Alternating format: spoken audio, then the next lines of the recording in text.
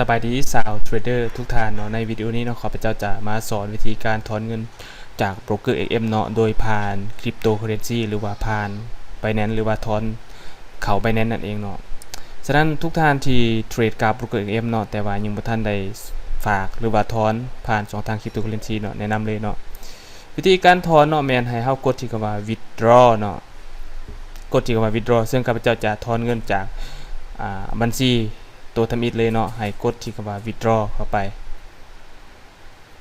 เมื่อกดที่คำว่า withdraw เข้าไปแล้วเนาะเราจะเห็นหน้านี้เนาะ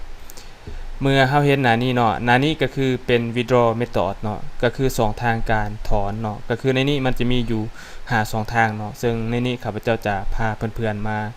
ถอนผ่านคริปโตเคอเรนซีเนาะแต่ว่าก่อนเราจะถอนผ่านคริปโตเคอเรนซีได้เนาะแม่นเราต้องฝากเข้าไปผ่านคริปโตเคอเรนซีก่อนเนาะจึงมีaddress หรือว่าจึงมีคริปโตเคอเรนซีขึ้นมาอยู่ในหน้าแดชบอร์ดตัวนี้เนาะจากนั้นเนาะให้เฮากดที่คำว่าคริปโตเคอเรนซีเข้าไปเนาะเมื่อกดที่คริปโตเคอเรนซีแล้วจะเห็นหน้านี้เนาะหน้านี้ก็คือเป็นหน้าที่เฮาข้อมูลที่เฮาป้อนข้อมูลถึงในนี้ข้าพเจ้าจะถอนประมาณ100กับ$10หรือว่า$110.98เนาะจากนั้นต่อมาเนาะแม่นให้เฮาเลือกเป็นสกุลเงินเนาะหรือว่าคริปโตเคอเรนซีนั่นเองเนาะเฮาเลือกเป็น USDT จากนั้นแม่นเฮาเลือกกระเป๋าเงินเนาะก็คือ address เนาะ cryptocurrency address ก็คือที่อยู่กระเป๋าเนาะจากนั้นแม่นให้เลือก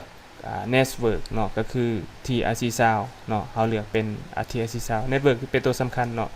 จากนั้นให้กดที่บล็อก2บล็อกตัวนี้เนาะจากนั้นแล้วให้กดที่คำว่า confirm เนาะหลังจากที่เรากด confirm ปุ๊บเนาะเราจะเห็นหน้านี้เนาะหน้านี้ก็คือให้เราไปกดอีกทีนึงเนาะให้ไปกดที่ request token เนาะ